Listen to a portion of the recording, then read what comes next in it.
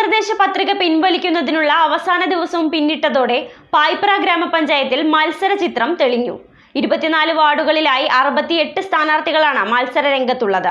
UDFന് 2 rebel സ്ഥാനാർത്ഥികളും ഉണ്ട്. നാമനിർദ്ദേശ പത്രിക പിൻവലിക്കാനുള്ള അവസാന ദിവസം പിന്നിട്ടതോടെ പായിപ്ര ഗ്രാമപഞ്ചായത്തിൽ മത്സര ചിത്രം തെളിഞ്ഞു. ആകെയുള്ള 24 വാർഡുകളിലായി 68 സ്ഥാനാർത്ഥികളാണ് മത്സര രംഗത്തുള്ളത്.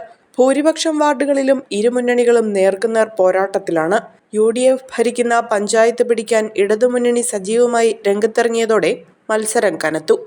ഇതിനിടെ UDFന് പ്രതിസന്ധി സൃഷ്ടിച്ച് 4-10 വാർഡുകളിൽ 2 ലീഗ് റിബൽ സ്ഥാനാർത്ഥികൾ മത്സര രംഗത്തുണ്ട്.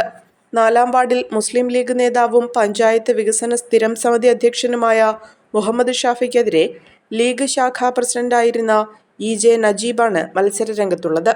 നേതൃത്വം സീറ്റ് നൽകാത്തതിനെ തുടർന്ന് പാർട്ടി സ്ഥാനങ്ങൾ രാജിവെച്ചാണ് മത്സര രംഗത്തിറങ്ങിയത്. പൈനാപ്പിൾ വ്യാപാരിയായ നജീബ് പൈനാപ്പിൾ ചിഹ്നത്തിലാണ് മത്സരിക്കുന്നത്. PM നൌഫലാണ് ഇവിടെ LDF സ്ഥാനാർത്ഥി.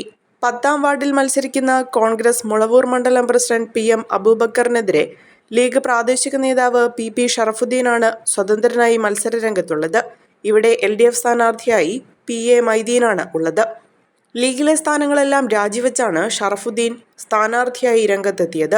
നിലവിലെ പഞ്ചായത്ത് ഭരണസമിതിയിൽ കോൺഗ്രസ് അംഗം ഇടതുമുന്നണിയുമായി ചേർന്ന് ലീഗിന്റെ പ്രസിഡന്റ് സ്ഥാനാർത്ഥിക്കെതിരെ വോട്ട് ചെയ്തതാണ് വാർഡിലെ ലീഗ് അണികളെ പ്രകോപിപ്പിക്കാൻ കാരണം.